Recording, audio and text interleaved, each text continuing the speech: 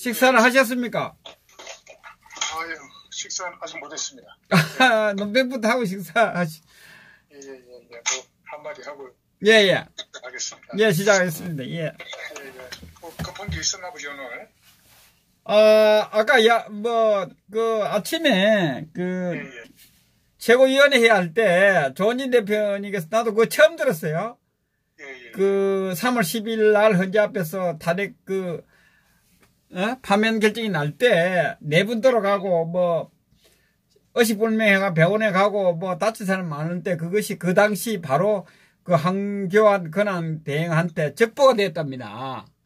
그래서 화가 났어요, 저는. 예. 우리 시청자 여러분들 많이 들어오셨는데. 예. 한교안은 제가 이제 동문이니까 잘 알죠. 그 내용에 대해서. 예. 한번 좀 잘 들어보시고, 저는 그러면서도 지금까지 한교안에 대해서는 아주 비판적 생각을 가지고 왔었고, 또 방금 김동수 박사님께서도 비판적 견해를 말씀하셨는데, 저도 이제 똑같은 입장에서 좀 제가 알고 있는 내용을 한번 보태보겠습니다. 예, 감사합니다. 네, 이 한교안은 대한민국의 이 63대 법무부 장관을 지냈고, 또 이제 총리는 2015년에 이제 총리가 됐지 않습니까? 예. 예, 그리고 이제 그 다음에 2017년도 5월 9일 날 대통령 권한 대행을 했고, 올해 이제 1월 15일 날 자한당에 입당을 한 겁니다. 예. 근데 이제 오늘 제가 이 한교안의 동선을 쭉 보니까, 예. 봉화마을의 노무현 묘역에 헌화를 할 때 보니까 이제 무릎을 좀 구부려서 분향을 하더라고요. 예. 그리고 나서 이제 이 한교안이 너럭바위로 이동을 해서 이제 묵념을 했고, 그리고 이제 참배를 마친 뒤에 방명록에 글을 쓰는 걸 보니까, 예. 그 내용이 대통령님의 통합과 나라 사랑의 정신 깊이 기억하겠습니다. 이렇게 분명하게 썼습니다. 그리고 난 다음에 이제 사절을 찾아가서 권양숙이를 만났죠. 그리고 권양숙을 만나고 나올 때 이제 기자를 만나가지고 노무현 대통령의 통합과 나라 사랑의 정신을 되새기게 됐다, 이렇게 말을 한 것 같아요. 자, 권양숙과 대화 나눈 데 대해서 한교안은 이 공간에서 어떻게 생활하고 구성이 됐는지 이런 얘기를 했다고 이렇게 얘기를 하는 것 같더라고요. 예. 그리고 이제 또 5.18 망언 사과 요구에 대해서 어떻게 생각하느냐 이런 질문도 막 하고 그러니까 그 자리에서는 좀 즉답을 하지 않고 노무현 대통령 추모하는데 집중했으면 좋겠다 이렇게 얘기를 했습니다. 정말 이 한교안이 이거 야당 대표가 아닙니다. 이 정도 되면은. 그런데 이제 이 봉화마을을 갔을 때 보니까 이제 조경태도 따라가고 한성교 그다음에 민경 대변인 전부 다 동행을 했습니다. 자, 여기까지 제가 지금 짤막하게 여기까지만 보더라도 이 한교안의 행보가 이거 야당의 대표가 아닙니다. 우리 시청자 여러분들 잘 들으셔야 됩니다. 오늘 한교안의 행보는 문재인의 행보입니다.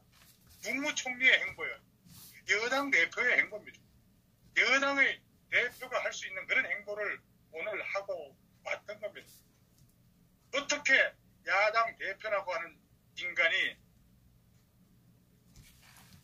국민 통합을 외치고 문재인 정권에 아구나하는 그런 발언을 하면서 한량하게 돌아다니고 있습니까? 이거는 우리 태극기 애국 세력을 모멸하는 그런 행위를 지금 하고 있는 겁니다. 이거 이해할 수 없습니다. 이런 인간 가지고 좌파 정권하고 싸울 수 있단 말입니까, 여러분? 탄핵 당시에도 한교안이 취한 행동을 보세요. 오늘 조원진 대표께서도 말씀을 하셨지만은 그 네 분 돌아가신 분을 집보를 했는데 그분은 정말 이 사나이다운 장부다운 결기도 예의도 없고 의리도 없는 인간입니다. 자한당 대표가 됐으면은 웃음 속에 비수를 가려야 되는데 그런 결의가 전혀 보이질 않습니다. 우리 선조들은 유사시를 위해 품속에 비수를 품고 살았고 논개는 가락지를 열 손가락에 꿰고 적장을 껴안고 비장하게 죽음으로써 우리의 기계를 드러냈고 유관수는 외놈들을 총칼 앞에 태극기를 가슴에서 꺼내 대한독립 만세를 외쳤습니다.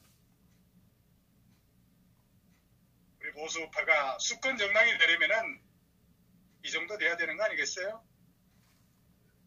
그래야 민초들도 유사시에 나가서 나라를 위해 이 한 목숨 바칠 그런 각오를 하는 거 아니겠습니까? 맞습니다. 그동안 우리 수많은 국민들이 아스팔트에서 피를 흘리며 에이어 투쟁을 할 때 한교안 뭐 했습니까? 대통령 탄핵이 되니까 한교안이 대통령 권한 대행이 됐습니다. 국회에서 박근혜 전 대통령 탄핵안을 가결한 그게 2016년 12월 9일인가 될 겁니다. 12월 9일, 예, 맞습니다. 예. 그러니까 이 19대 대통령 선거가 끝나고 2017년 5월 10일까지를 따지게 되게 되면 한 150일 정도가 될 겁니다. 예. 그리고 보통 자신을 총리로 임명한 대통령이 탄핵이 되면은 적극적으로 움직이기보다는 최소한의 활동을 합니다. 아니 우리가 자식된 놀이로서 부모님이 돌아가시게 되게 되면은 설치고 날치고 돌아다닙니까? 근신하지 않습니까? 최소한의 활동을 합니다. 그런데 이 한교안 이 인간 완전히 달랐습니다. 한교안이 총리할 때 자신의 집무실에 명패를 뭐라고 바꿨냐 하게 되면은 국무총리 한교안에서 대통령 권한 내용으로 바꿨습니다. 그러니까 이 한교안 총리의 그 명패 교체했다고 해서 그 당시에 다양한 의견이 쏟아지기도 했습니다. 그러니까 그 당시에는 명패만 바꿨을 뿐인데 문제될 게 뭐가 있느냐. 대통령 권한 내용이라고 하더라도 국무총리인데 굳이 명패를 바꿀 필요가 있겠느냐 뭐 이런 의견도 굉장히 엇갈렸던 것으로 저는 기억을 하고 있습니다. 근데 명패뿐만이 아니라는 것입니다. 한교안은 대통령 탄핵으로 대통령 권한 대행이 된 후에 바로 뭘 했냐면은 자기가 대통령 권한 대행 됐다고 그거를 기념하는 시계를 제작해서 배포를 했는 인간입니다. 참나. 역대 대통령들은 시계를 제작해서 누군가가 청와대에 방문했을 때 뭐 훈장이나 포상 이런 거 줄 때 기념품이나 선물로 주는 게 대통령 시계입니다. 만약에 한교안이 대통령이라면 아니면 총리 이름으로 기념시계를 배포했다고 하게 되면 문제가 없었겠죠. 그러나 박근혜 대통령의 탄핵 심판을 앞둔 그런 시점에 그런 시기에 기념시계를 제작해서 배포했다는 것은 이건 황당한 일이 아닐 수가 없습니다. 이 인간은 정치의 도의도 모르고 기본도 모르고 어떻게 이 사람한테 국가 경영을 맡길 수 있겠습니까? 오늘 그 행보를 보세요. 자기가 지금 여당의 당대표나 현 정부의 국무총리가 하는 짓거리 그런 거 하고 있지 않습니까? 어떻게 그 사람이 지금 한교안이가 거기 가서 국민 대통합을 외치고 있습니까? 야당 당수라고 하는 인간이. 아니 국가의 불행을 기념하는 시계를 만든다는 그런 발상, 이거야말로 경악을 금할 수 없는 일입니다. 소위 탄핵 소추를 기념하는 의미인데 한교안은 박근혜 대통령에 대한 인간적 도리가 있다면 이런 시계를 만들 수 없습니다. 결코 만들지 않았을 겁니다. 근데 이제 올해 15일 날, 1월 15일 날 어디서 실컷 조용히 있다 가만히 있다가 부랴부랴 자한당에 입당을 해가지고 당대표가 됐습니다. 이제 2020년 국회의원 선거의 공천권을 손에 쥐었습니다. 이거 쥐자고 지금 이직거리 한 겁니다.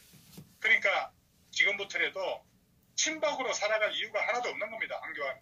그러니까 옷 매무새를 싹 바꾸고 친황으로 지금 살겠다는 그런 전략을 꿈꾸고 있는 겁니다.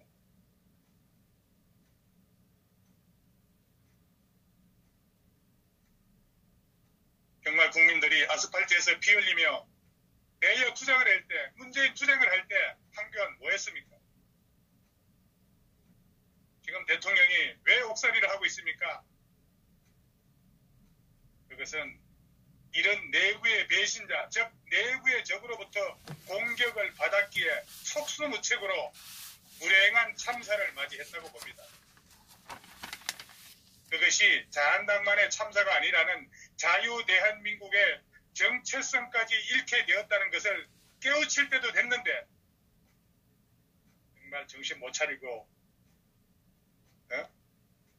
이 문재인 이중대 역할을 하고 있습니다. 이거 정말 한심한 당이고 한심한 황교안입니다.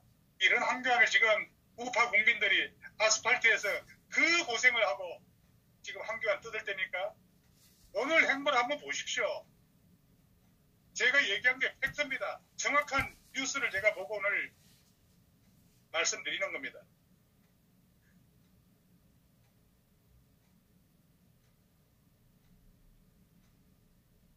황교안이 이제는 탄핵을 막을 수 있는 마지막 권력이 주어졌을 때 사실상 탄핵 세력에 동조해서 대통령과 우파 보수를 최종적으로 등에 칼을 꽂도록 허용해주는 그런 방식으로 철저히 배신을 한 그런 자다. 저는 그렇게 봅니다. 그렇게 해놓고 지금 무슨 우파처럼 또 역할극을 하면서 자유국민을 배신, 유린하려고 하고 있단 말입니까? 지금 와서 보면은 종북 좌파보다도 더 심각한 위협이 위장보수로 적간에통하고 역할극만 하는 그런 신용만 내면서 결국 종북 부패 세력과 동조하는 그런 인간이 아닌가 생각이 됩니다.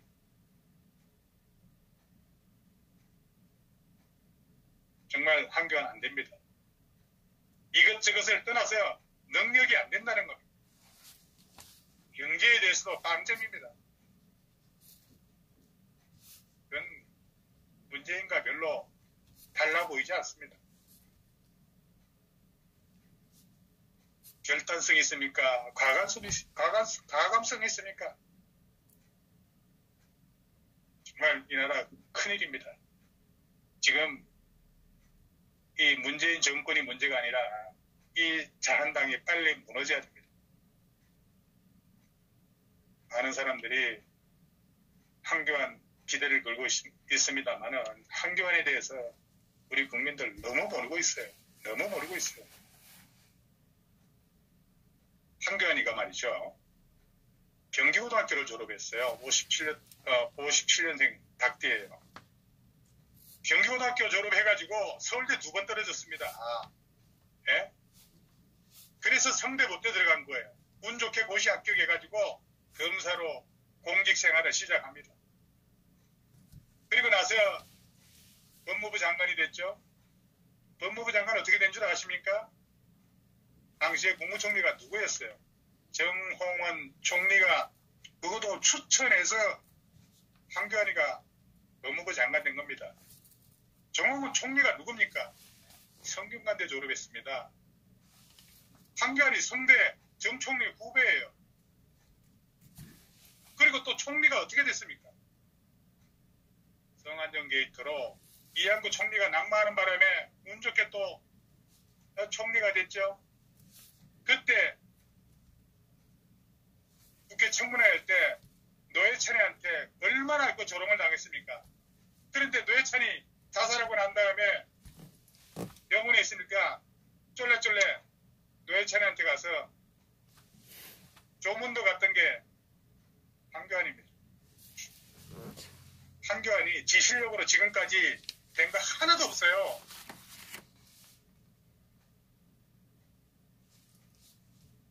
남들이 비바람 맞아가면서 고생해서 겨우 밥상 차릴만해지니까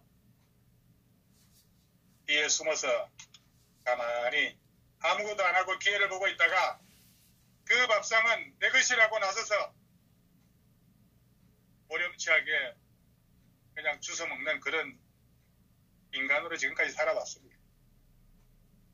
심지어 밥상을 엎어버렸던 배신자들까지도 통합이라는 교모한 은사로 그 밥상을 같이 먹을 것이라 하고 밖에서 고생하던 사람들도 앞으로는 자신을 따를 것이라는 망상까지 갖고 있으니 이런 교활한 얌체족이 또 어디 있겠습니까? 지가 밥상을 차리고 싶으면 지역을 하나 골라서 지역부터 맛깔기부터 씨 뿌리는 것으로 처음부터 제대로 시작을 하든가. 정말 시중에 떠도는 한교활이라는 말이 정확하게 맞는 말입니다. 국민들이 가지고 있는 한교환이의 허황된 이미지와 김무성이가 부리는 뒷구멍 업무와 술수를 저는 극복할 수 없다고 봅니다. 한교환 가지고.